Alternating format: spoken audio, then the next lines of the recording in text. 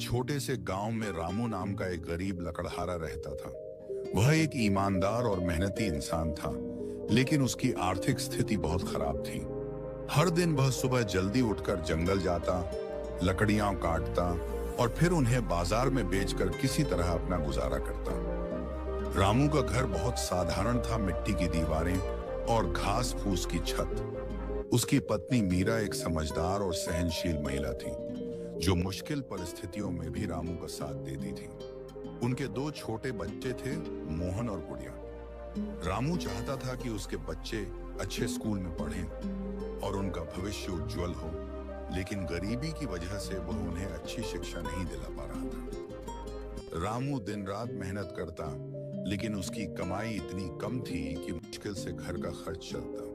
हर दिन उसे जंगल में जाकर लकड़ियां काटनी पड़ती थी, फिर उन्हें सिर पर रखकर बाजार तक ले जाना पड़ता था। यह काम बहुत कठिन था और उम्र बढ़ने के साथ उसका शरीर भी कमजोर होने लगा था। एक दिन जब वह बाजार में लकड़ियां बेचने गया, तो वहां के एक व्यापारी ने उसकी लकड़ियों के बदले बहुत कम पैसे दिए। रामू निराश हो गया। उसने दुखी होकर सोचा, मैं इतनी मेहनत करता हूं, फिर भी मेरी जिंदगी में कोई सुधार क्यों नहीं आता? शायद मेरी किस्मत ही खराब है। घर लौटते समय वह बहुत उदास था।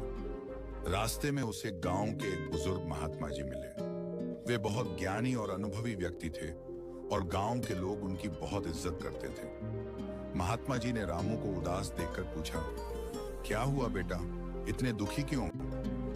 रामू ने अपना पूरा दुखड़ा सुना दिया। उसने कहा, बाबा जी, मैं दिन रात मेहनत करता हूं, लेकिन फिर भी मेरी गरीबी दूर नहीं होती।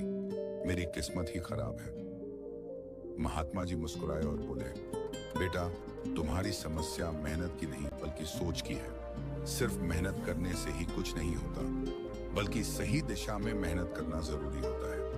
अगर तुम अपनी सोच बदलोगे और चीजों को नए तरीके से देखने की कोशिश करोगे, तो तुम्हें सफलता जरूर मिलेगी। रामू ने आश्चर्य से पूछा, पर बाबा जी, मैं और क्या कर सकता हूँ? मेरे पास तो सिर्फ लकड़ियां काटने का हुनर है।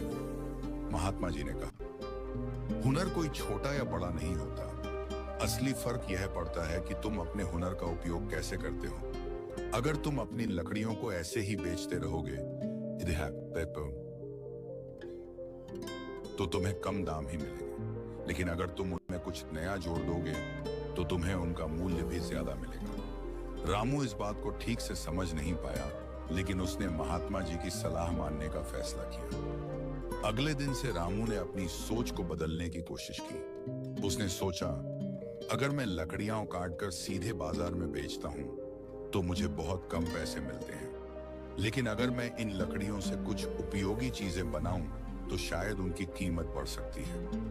रामू ने अपने पुराने औजारों को देखा और लकड़ियों से छोटे छोटे खिलौने और सजावटी सामान बनाने की कोशिश की। शुरू में उसे इसमें कठिनाई हुई, लेकिन कुछ ही दिनों में वह इसमें कुशल हो गया।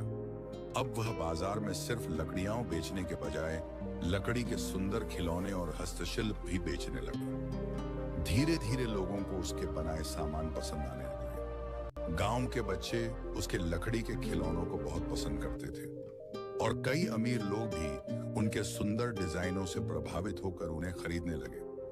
कुछ ही महीनों में रामू की कमाई पहले से दोगुनी हो गई। उसने अपने बच्चों को अच्छे स्कूल में दाखिला दिलाया और अपने घर की हालत भी सुधार ली। रामू की सफलता की खबर धीरे धीरे आसपास के गांवों तक भी पहुंच गई। अब लोग खास तौर पर उसकी लकड़ी की वस्तुएं खरीदने आने लगे। उसकी पत्नी मीरा भी उसका हाथ बंटाने लगी और साथ मिलकर वे एक छोटा सा कारोबार चलाने लगे। कुछ ही सालों में रामू का कारोबार इतना बढ़ गया कि उसने गांव के कुछ और गरीब लोगों को भी अपने काम में शामिल कर लिया। अब वह सिर्फ एक साधारण लकड़हारा नहीं रहा, बल्कि एक सफल व्यापारी बन चुका था। एक दिन जब वह गांव में महात्मा जी से मिला, तो उसने उनके पैर छूकर कहा, बाबा जी, आपकी एक सलाह ने मेरी पूरी जिंदगी बदल दी।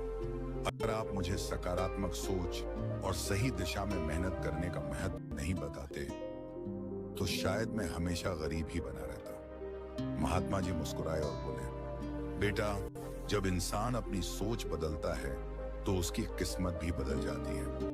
यही सकारात्मक सोच की असली ताकत है।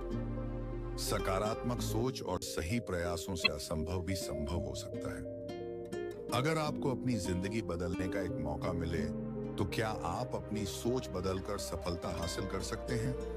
कमेंट करके बताएं। अगर ये कहानी आपको पसंद आई है तो इसे लाइक करें, शेयर करें और चैनल को सब्सक्राइब करना ना भूलें। मिलते हैं नई वीडियो में। धन्यवाद।